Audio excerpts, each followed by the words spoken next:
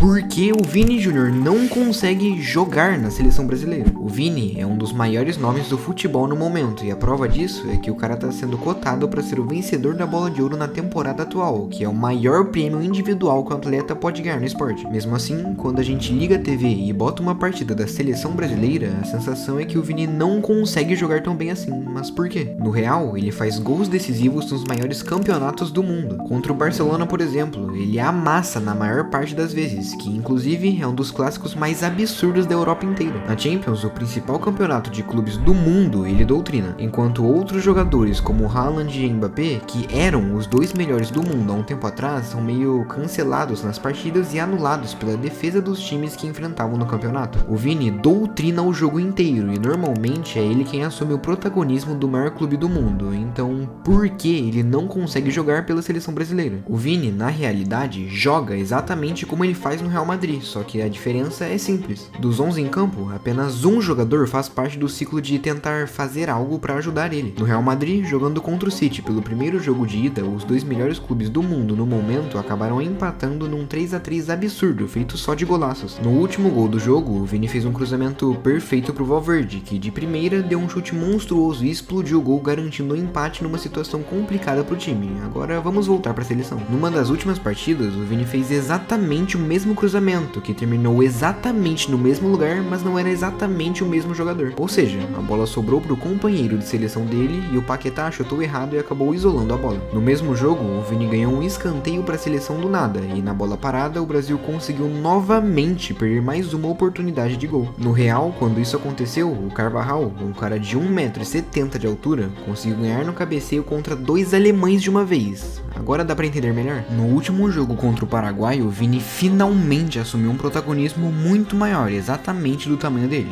Mas mesmo assim, dentro da partida dá pra ver nitidamente que na maior parte do tempo ele jogou sozinho. Savinho driblava de um lado e de alguma maneira a bola sempre sobrava no pé dele. Depois disso, tinha passe pro Paquetá, cruzamento pra dentro da área e tudo o que ele poderia fazer, mas como sempre, ninguém aparecia pra ajudar o homem. Quando o Vini chegou no Real, ele era uma promessa que praticamente todos desacreditavam. Quando disseram que ele não era bom em jogos decisivos, ele virou bom e decidiu 2 Champions. Quando diziam que ele não saía do bolso do Araújo, ele fez o homem parecer um zagueiro qualquer. Vini passou pelo Kimmich quantas vezes ele quis, algo que nem mesmo a dupla antiga do PSG conseguia fazer, e ele mesmo conseguiu anular os zagueiros do Dortmund, que estavam anulando o Mbappé, que até então era um dos caras mais decisivos do mundo no futebol. Paquetá é ótimo jogando na maior parte das vezes na Europa, e o Bruno Guimarães, por exemplo, é um jogador muito estável no Newcastle, mas na seleção nenhum dos dois chega nem perto dos companheiros que ele tem no Real. Guilherme Arana, o homem que jogou por 90 minutos, destruiu o Vini e todo o estilo de jogo dele contra a Costa Rica. Ele não conseguia ajudar o Vini a completar as jogadas, e como tinha sempre dois em cima de toda a tentativa do Vinícius, não tinham brechas para o homem passar e tentar algo. Quando ele finalmente conseguia tentar passar e ganhava alguma disputa sem perder a bola, não tinha ninguém livre para receber passe na frente ou algum jogador pelo menos tentando se infiltrar. Rodrigo é o único dali que se salva. Quando eles jogam juntos no clube, faz sentido que o jogo encaixe mais. Exatamente por isso, as principais jogadas saem quando os dois se encontram no campo, ou seja, se o Dorival for esperto, é só botar os dois no mesmo lado e esperar a magia acontecer. Pela seleção, o Vini fez alguns jogos bons, principalmente jogando na Copa. Agora pensa,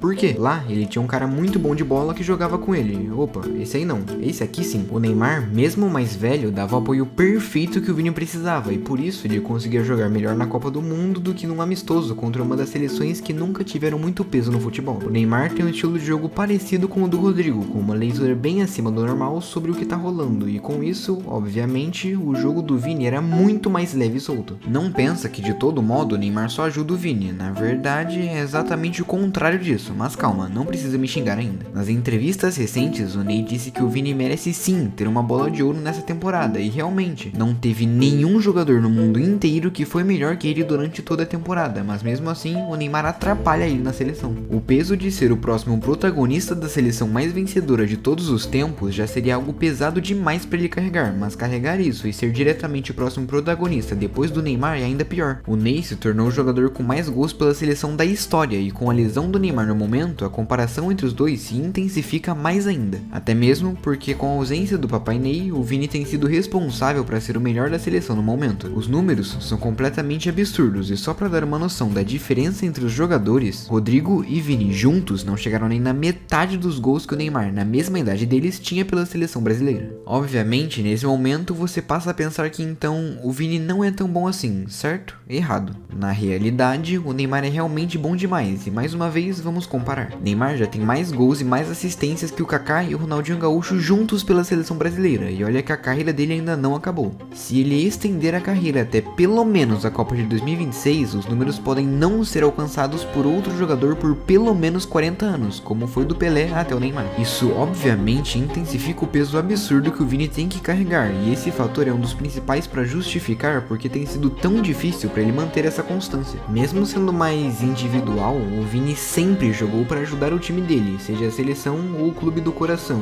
e de novo, a prova desse ponto é que no ano passado foi uma das maiores injustiças do mundo ver ele tão longe do top 3 melhores jogadores, e mesmo assim ele não ligou e disse que preferiria ganhar mais uma Champions do que a bola de ouro. Mesmo assim, o Vini começou a marcar gols, então se ele continuar nesse mesmo ritmo, vai ser um dos melhores jogadores da seleção brasileira. Mas espera, pensando agora, se o Vini alavancar cada vez mais na carreira, em 2026 ele já pode ter sido 2 vezes o melhor do mundo, então será que ele ainda seria capaz de alcançar o sonho máximo do Neymar junto com ele na última dança do seu ídolo?